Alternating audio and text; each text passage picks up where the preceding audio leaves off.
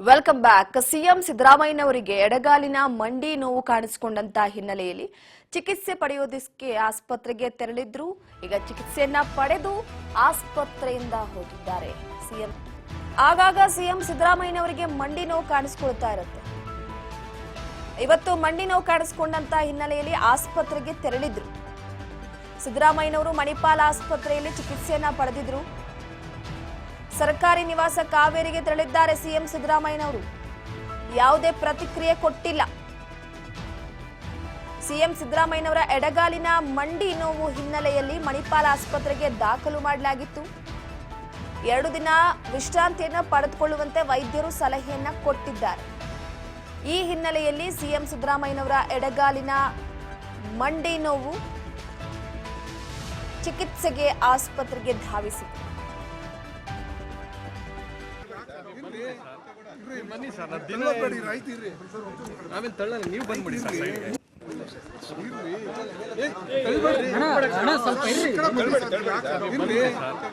ಬನ್ನಿ ಸರ್, ದಿನ ಆಮೇಲೆ ತಳ್ಳ ನೀವು ಬಂದ್ಬಿಡಿ ಸರ್.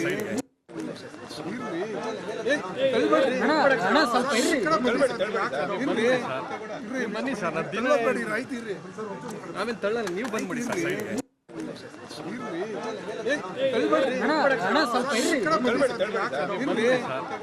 ಬನ್ನಿ ಸರ್, ದಿನ ಆಮೇಲೆ ತಳ್ಳ ನೀವು ಬಂದ್ಬಿಡಿ ಸರ್.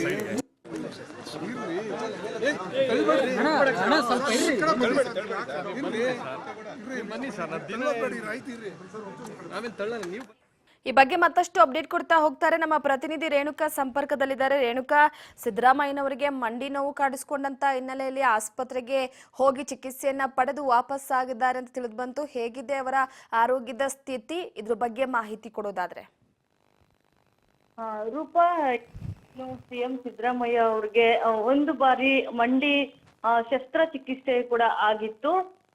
ಸದ್ಯ ಇದೀಗ ಏಕಾಏಕಿ ಅವ್ರಿಗೆ ಮತ್ತೊಮ್ಮೆ ಮಂಡಿ ನೋವು ಕಾಣಿಸಿಕೊಂಡ ಒಂದು ಹಿನ್ನೆಲೆಯಲ್ಲಿ ಇಂದು HAL ಬಳಿ ಇರ್ತಕ್ಕಂತ ಖಾಸಗಿ ಆಸ್ಪತ್ರೆಯಲ್ಲಿ ದಾಖಲಾಗಿದ್ರು. ಹಾಗೂ ಕೂಡ ಒಂದಿಷ್ಟು ಕಾಲ ಅಲ್ಲಿ ಚಿಕಿತ್ಸೆಯನ್ನು ಕೂಡ ಈಗಾಗಲೇ ನೀಡಲಾಗಿತ್ತು.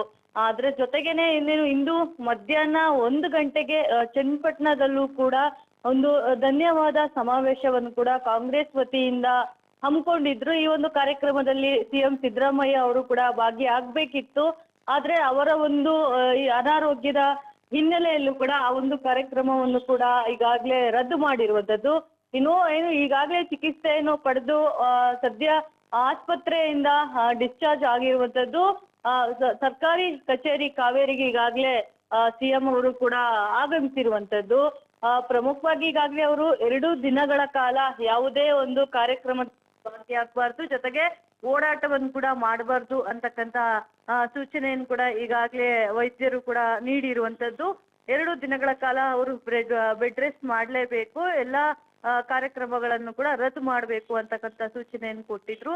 ಅದರಂತೆಯೂ ಕೂಡ ಈಗಾಗಲೇ ಸಿಎಂ ಸಿದ್ದರಾಮಯ್ಯ ಅವರು ತಮ್ಮ ಒಂದು ಎಲ್ಲಾ ಕಾರ್ಯಕ್ರಮಗಳನ್ನು ಕೂಡ ರದ್ದು ಮಾಡ್ಕೊಂಡಿರುವಂತದ್ದು. 2 ದಿನಗಳ ಕಾಲ ಸಿಎಂ ಸಿದ್ದರಾಮಯ್ಯ ಅವರು ಯಾವುದೇ ಕಾರ್ಯಕ್ರಮಗಳಿರಲು ಕೂಡ ಭಾಗಿಯಾಗಲ್ಲ. ಸದ್ಯ ಅವರು ಇಂದು ಮತ್ತೆ ನಾಳೆ 2 ದಿನಗಳ ಕಾಲ ತಮ್ಮ ಒಂದು ನಿವಾಸದಲ್ಲಿ ವಿಶ್ರಾಂತಿ ಪಡೀತಾರೆ. ಈಗಾಗಲೇ ಸಿಎಂ ಅವರ ಒಂದು ಕಚೇರಿಯಿಂದಲೂ ಕೂಡ ಆದೇಶವನ್ನು ಕೂಡ ಹೊರಡಿಸಿರುವಂತದ್ದು. ಯಾರು ಕೂಡ ಮನೆ ಹತ್ರ ಬರ್ತಕ್ಕಂತ ಜನರು ಇರ್ಬೋದು, ಸಾರ್ವಜನಿಕರ ಒಂದು ಸಂಪರ್ಕ ಇರ್ಬೋದು, ಎಲ್ಲಾ ಕಾರ್ಯಕ್ರಮಗಳನ್ನು ಕೂಡ ಈಗಾಗಲೇ ರದ್ದು ಮಾಡಿರುವಂತದ್ದು. ಹಾಗಾಗಿ 2 ದಿನಗಳ ಕಾಲ ಸಿಎಂ ಸಿದ್ದರಾಮಯ್ಯ ಅವರು ರೆಸ್ಟ್ ಮಾಡ್ತಾರೆ. ಯಾರೊಬ್ರು ಕೂಡ ಕಚೇರಿಗೆ ಅಥವಾ ಮನೆಗೆ ಆಗಮಿಸುವುದಾಗ್ಲಿ ಯಾವುದೇ ರೀತಿಯಾದ ಬೇಡ ಅಂತೇಳಿ ಕೂಡ ಈಗಾಗಲೇ ಸೂಚನೆಯನ್ನು ಕೂಡ ಕೊಟ್ಟಿರುವಂತದ್ದು. ಸದ್ಯ ವೈದ್ಯರು ಕೂಡ ಸಿಎಂ ಸಿದ್ದರಾಮಯ್ಯ ಆರೋಗ್ಯವನ್ನು ಸುಧಾರಿಸಿ, ಅವರ ಆರೋಗ್ಯವೂ ಕೂಡ ಸದ್ಯ ಸುಧಾರಿಸಿದೆ. 2 ದಿನಗಳ ಕಾಲ ರೆಸ್ಟ್ ಮಾಡಿದ್ರೆ ಎಲ್ಲವೂ ಕೂಡ ಸರಿ ಹೋಗುತ್ತೆ ಅಂತಕ್ಕಂತ ಮಾಹಿತಿಯನ್ನು ಕೂಡ ಈಗಾಗಲೇ ನೀಡಿರುವಂತದ್ದು. ರೂಪ, ಥ್ಯಾಂಕ್ ಯು ನಿಮ್ಮೆಲ್ಲ ಮಾಹಿತಿಗಾಗಿ ರೇಣುಕಾ.